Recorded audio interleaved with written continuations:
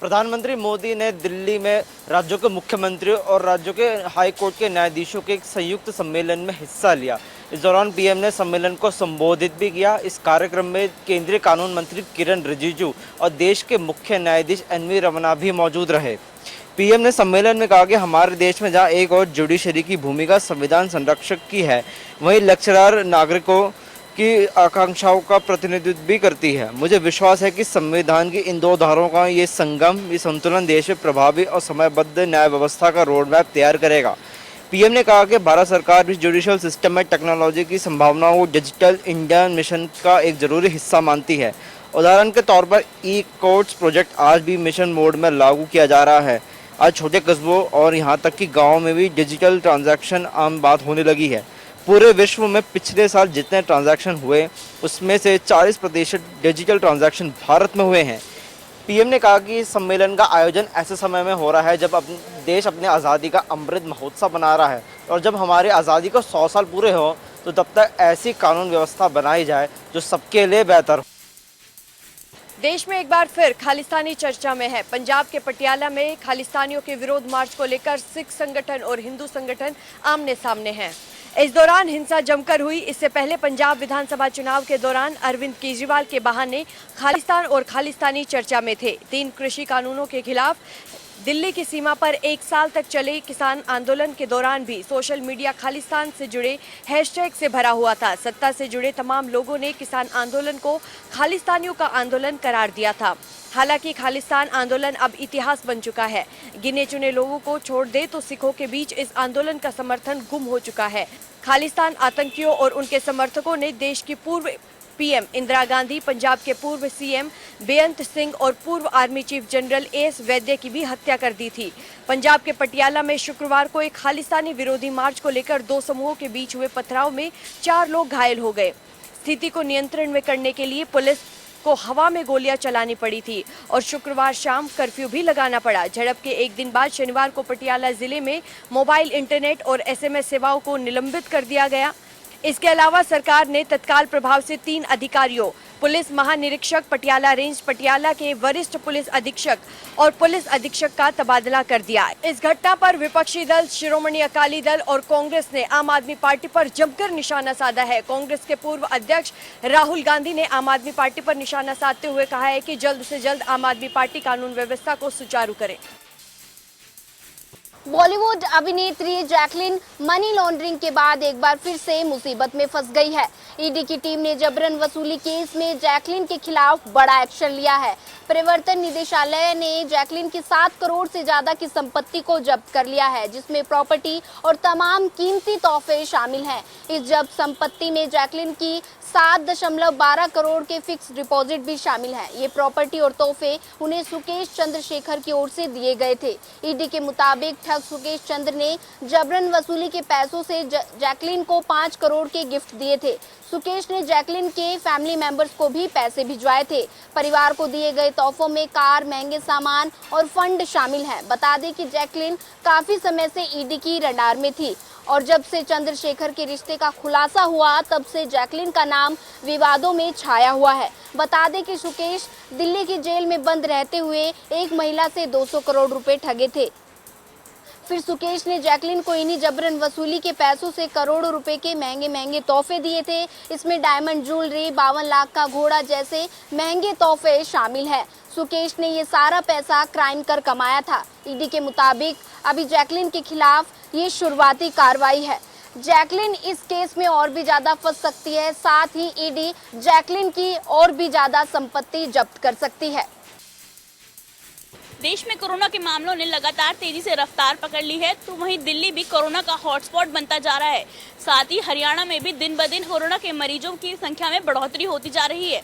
Corona के मामलों में उछाल आने के साथ पिछले 24 घंटे में देश में 3668 कोरोना के मामले सामने आए हैं और 50 लोगों की मौत भी हो चुकी है। तो वहीं दिल्ली में 1607 लोग कोरोना से पॉजिटिव पाए गए हैं।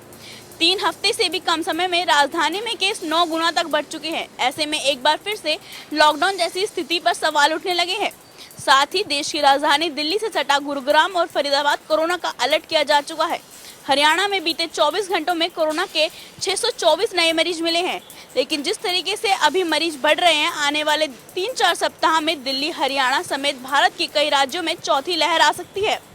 ऐसे में बढ़ते मामलों के बीच हमें पैनिक होने की बजाय सतर्क रहने की आवश्यकता है। कोरोना महामारी से बचने के लिए कोरोना के नियमों का पालन और वैक्सीनेशन करवाना जरूरी है।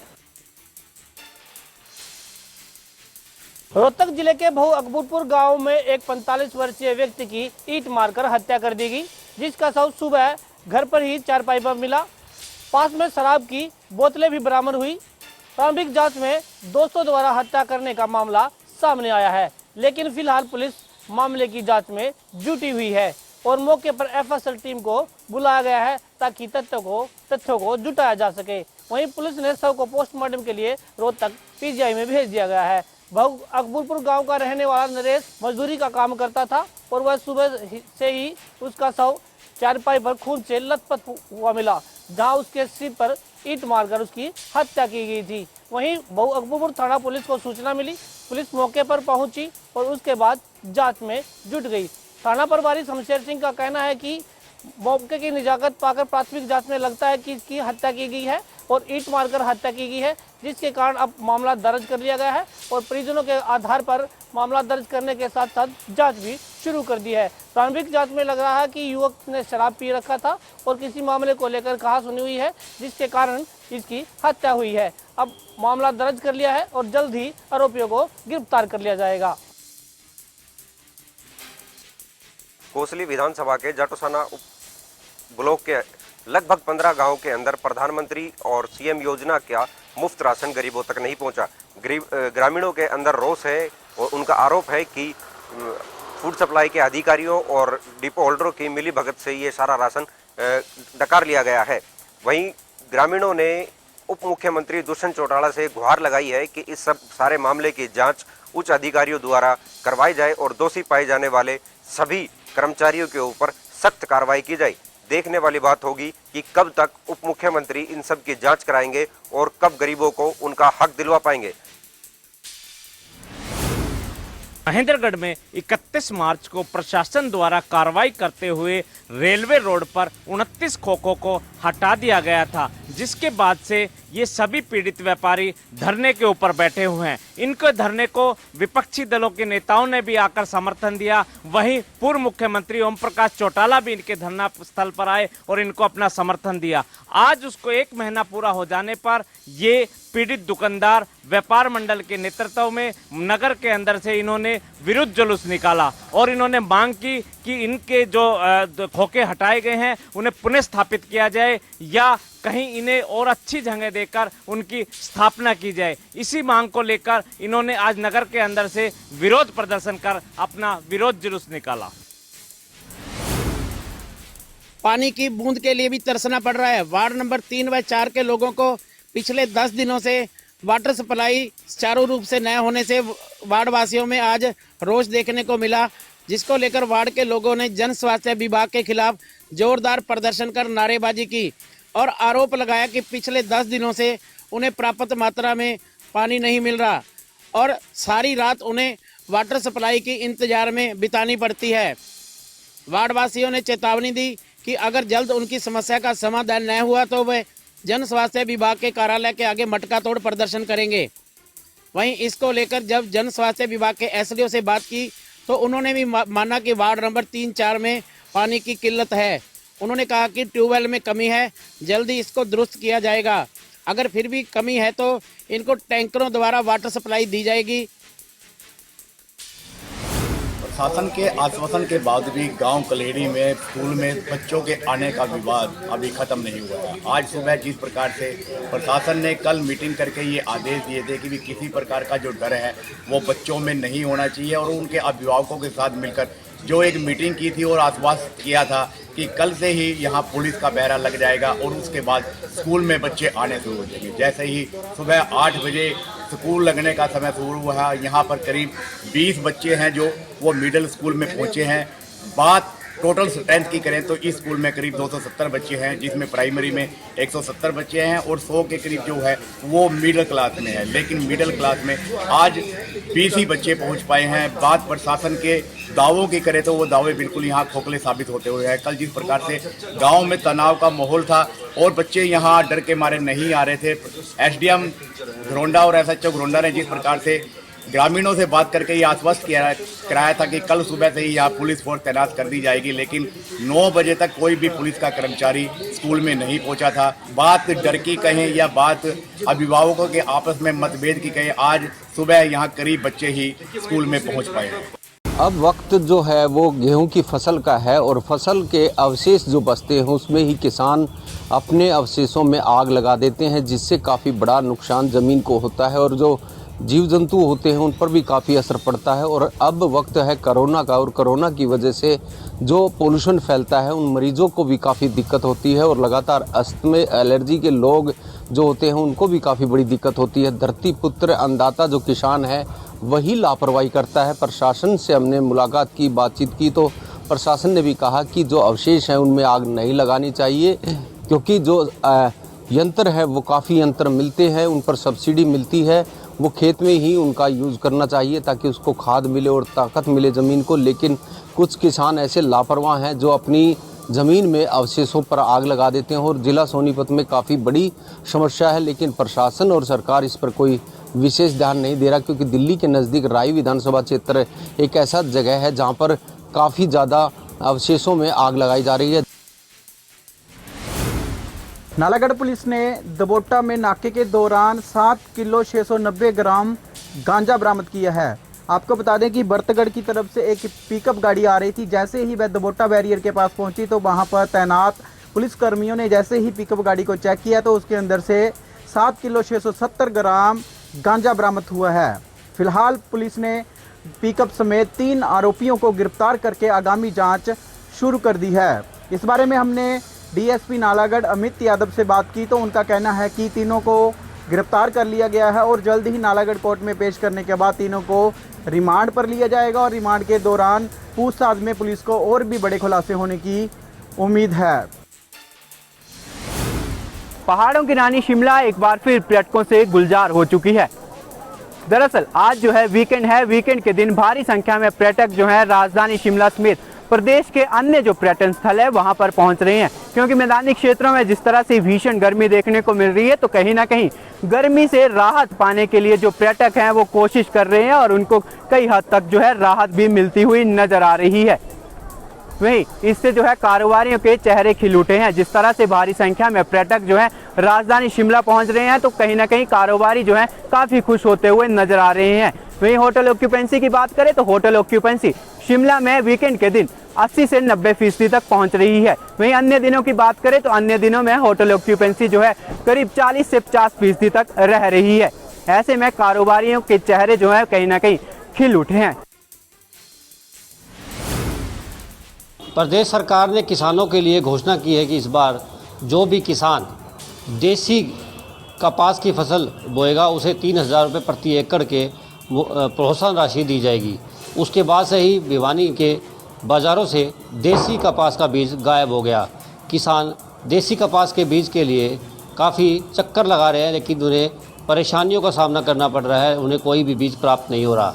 वहीं बीज विक्रेताओं का भी यही कहना है कि बीज इस बार जल्दी समाप्त हो गया, यानी कि कुछ किसानों ने ही शुरुआती दौर में देसी जो बीज है वो ले लिया था, उसके बाद से ही सप्लाई अब नहीं हो रही है, जिसकी वजह से वो और किसानों को नहीं दे पा रहे हैं।